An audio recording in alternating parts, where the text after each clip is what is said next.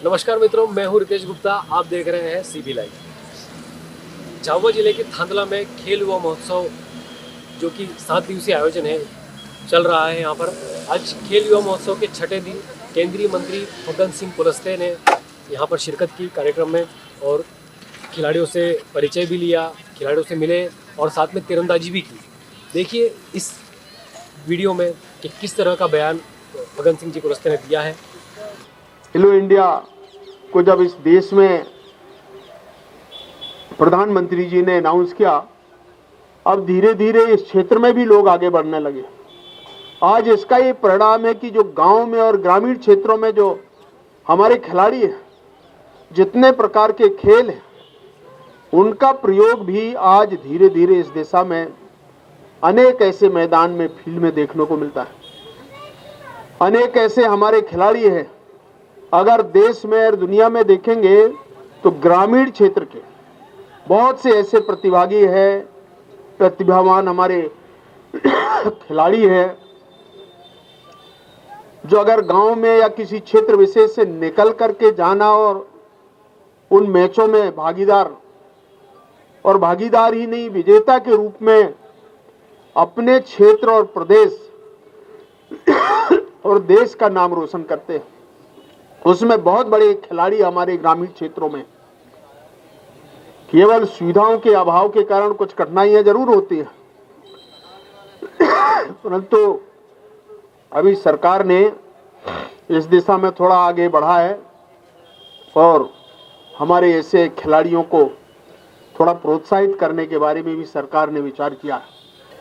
आदिवासी जितने भी ऐसे खिलाड़ी आप देखेंगे, उनमें प्रतिभाशाली बहुत से ऐसे हमारे खिलाड़ी मिलेंगे। उनका जो उत्साह है, हौसला है, वो आज भी कम नहीं है।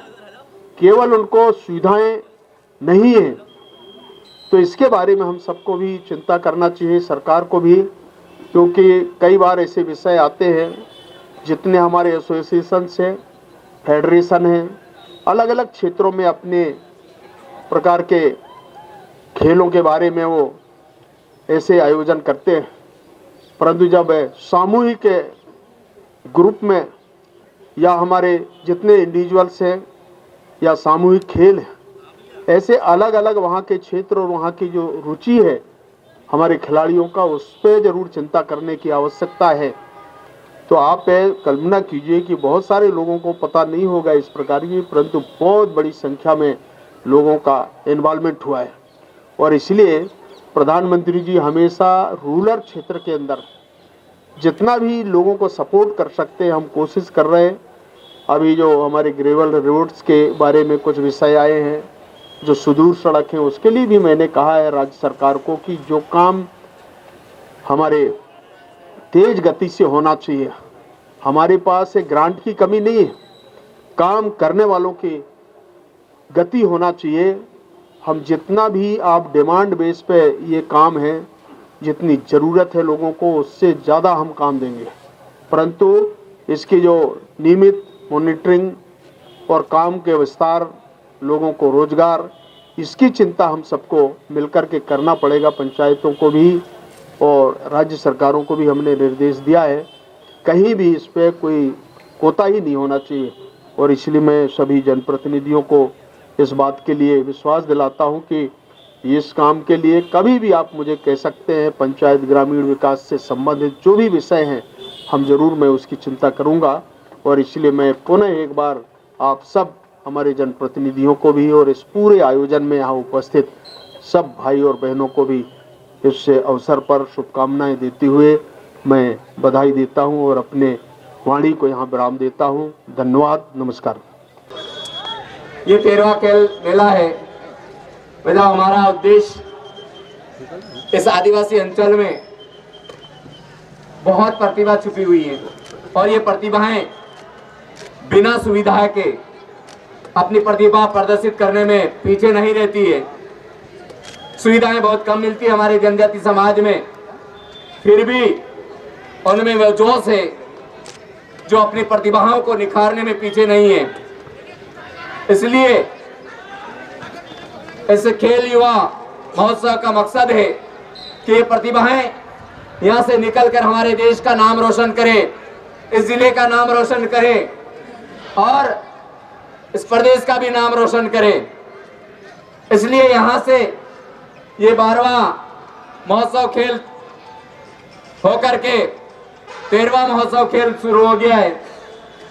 यहाँ से प्रतिभाएं निकलकर अभी तक नेशनल में खो खो, तीरंदाजी, कबड्डी, फुटबॉल ऐसे अनेक खेलों में उन्होंने नाम किया है। इसलिए इस खेल युवा मित्र मंडल का मकसद यही है कि हमारे यहाँ के जितने भी प्रतिभाशाली युवक युवतियाँ हैं वो आगे चलकर हमारा नाम रोशन करें, अपना नाम रोशन करें, अपने माता पिता का नाम रोशन करें, जिले का नाम रोशन हो। इस मकसद से हम प्रतिवर्ष ये खेल आयोजित करते हैं। आप लोगों का मार्गदर्शन मिलता है, आप लोगों की ऊर्जा हमें प्राप्त होती है, उसके कारण हम इसको सफलतापूर्वक आयोजित करते हैं और सफलताएं प्राप्त करते हैं। जैसा कि हम लगातार पिछले 12 वर्षों से देखते आ रहे हैं और आज 13वें वर्ष में हम यही देख रहे हैं कि थांदला में लगातार खेल के प्रति, खेल की भावना को जागृत करते हुए 16 प्रकार की खेल गतिविधियों का लगातार आयोजन सफलतापूर्वक किया जा रहा है। मैं इस अवसर पर ज्यादा कुछ न कहते हुए माननीय मंत्री जी से आग्रह करता हूं कि हमारे झाबुआ जिले के जो युवा साथी है वो पूरी तरह से शारीरिक रूप से हर खेल के रूप में सक्षम, हर खेल को अंजाम देने के लिए मानसिक रूप से तैयार, शारीरिक, मानसिक और जैसा भी खेल के लिए शरीर को होना चाहिए।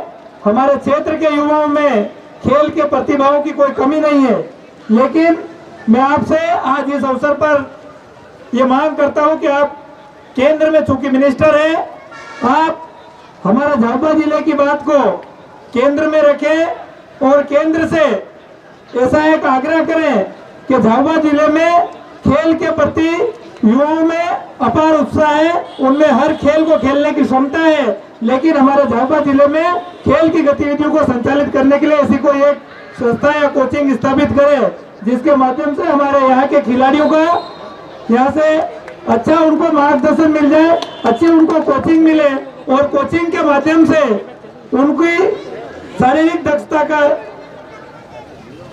चयन करके अगर वो आगे चयनित होके जाते हैं तो मैं निश्चित तौर पर कहता हूं जैसे ओलंपिक जैसे महाकुंभ में हमारे झाबुआ जिले का नाम रोशन करेंगे। और जहां गोल्ड मेडल की बात आती है, जहां तक चाइना और अमेरिका गोल्ड मेडल जीतते हैं, लेकिन अगर आपने केंद्र में माननीय प्रधानमंत्री के साथ में ये बात रख के झाबुआ जिले में खेल के प्रति कोई बड़ा एक संस्थान खोलने का कृपा करेंगे तो निश्चित तौर पर झाबुआ जिले का युवा उस अमेरिका और चीन को पीछे करके वहां गोल्ड मेडल हासिल करेगा, ऐसा मेरा सोचना है। आप निश्चित तौर पर केंद्र में यह बात रखेंगे।